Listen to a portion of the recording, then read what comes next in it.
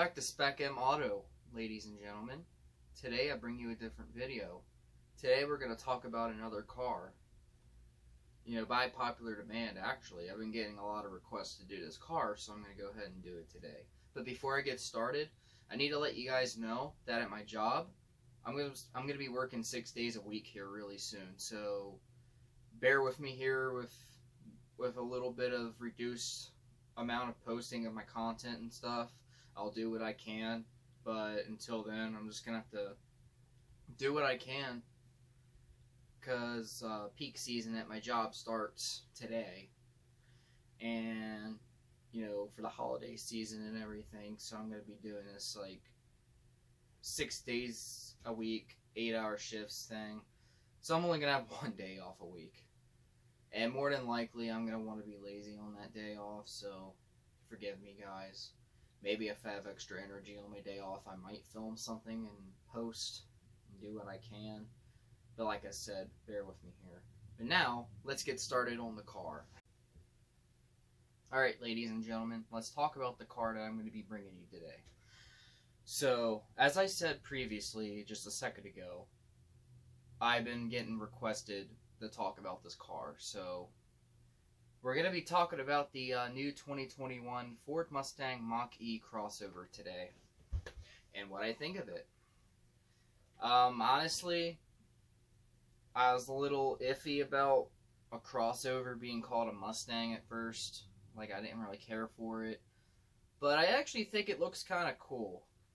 And when you think about it, it's almost like history is repeating itself, because you guys must remember, back in the 70s, the Mustang came out, or, not the Mustang, the Ford Mustang 2 came out, and Ford was trying to sell the Ford Mustang 2 alongside the Mustang. The Mustang 2 was just another little itty-bitty car, shared the same platform as the Ford Pinto, so obviously that didn't sell well because people just saw it as a glorified Pinto. Excuse me, I'm still waking up here, guys. Bear with me. But fast forward to 2019, now we're coming out with this new Mustang Mach-E. I feel like it might actually do better than the Mustang 2 did. I like the styling of the Mustang Mach-E. It has the Mustang vibe to it, but it ain't, you know, it ain't like an actual Mustang. I think, and correct me if I'm wrong on this, but I think Ford is also coming out with the electric version of the actual Mustang Coupe. So that's really cool to know. So I'm going to share with you guys a little bit of what I found out about the Mach-E. So there's going to be a top-of-the-line trim Mustang Mach-E GT Performance. It's going to have a 0 to 60 time in a 3-second range, 459 horsepower. It has a magnet ride damping system, adaptive suspension technology, and a battery range of 230 miles. I mean, 0 to 60 in 3 to 4 seconds for an electric car is pretty good like that. I mean, I think that actually might be better than Tesla Model S time. I think the Model S is like 4 or 5 seconds, if I'm correct. So let's see here.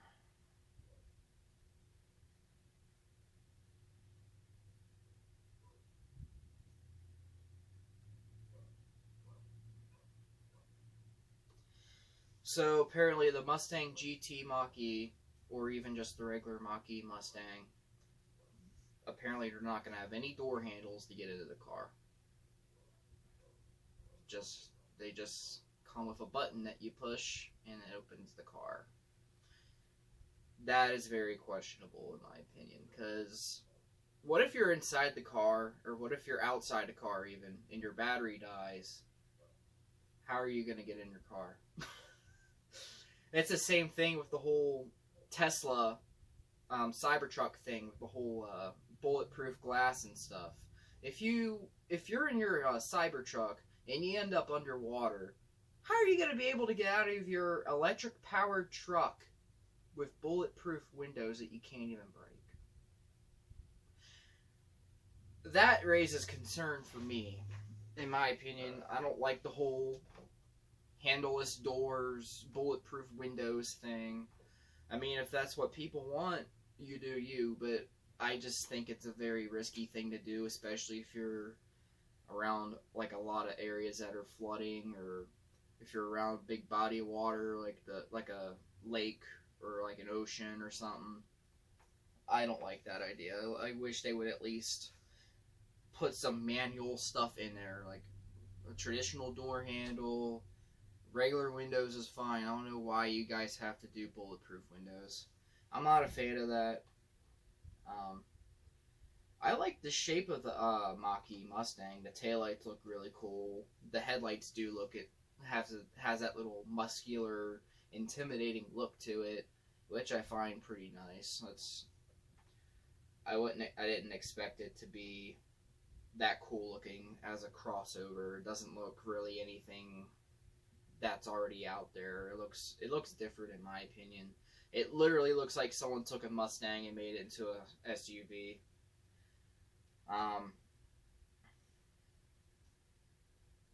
Let's see. Give me a second. Now, my feelings I have here with the whole crossover thing, getting old names, kind of like the Chevy Blazer. It just came back out as a little crossover, or like the Mustang Mach-E and stuff. If Ford plans on building the Mustang Coupe alongside the Mach-E Crossover, that's fine. I like that idea. I fully support that. But I do not want Ford to eventually kill the Coupe Mustang in favor of the SUV version. If Ford does that, that'll be the mother of screw-ups for them. That'll just finish digging her grave, because they already pretty much dug their grave for killing off sedans. I personally don't care for crossovers. I prefer hatchbacks, sedans, coupes, traditional cars. I'm not too much into that. And yeah, I'm even somebody that owns a minivan, but I barely touch the thing. I only use it for work. And that would be what I would do if I had a SUV crossover type of deal too. Sometimes I kind of wish they would go back to making traditional body-on-frame SUVs, for rugged off-road stuff. I know the Wrangler and like the Tahoes and stuff all like that are still around, but there's just, in my opinion, you don't have to have the same opinion as me, but in my opinion, I think there's just way too many SUVs now, like little crossovers. It's too much. There's no more like variety. There's no more. It just seems like there's really no more choices. If you want a choice in cars, Honda and Toyota is your answer, or even Nissan. You can't go to Dodge. You can't go to Chevy. You can't go to Ford. They're all moving to SUVs. I feel like other foreign companies like Kia and Hyundai are starting to move more towards SUVs as well. I mean, I get the whole spiel of getting into the market that's highest in demand, but do you really have to kill off an entire class of cars? Sedans, coupes, station wagons. I mean, station wagons died forever ago, but you get the whole thing I'm trying to say here. I just don't like that. It's excuse me. It's just too many SUVs.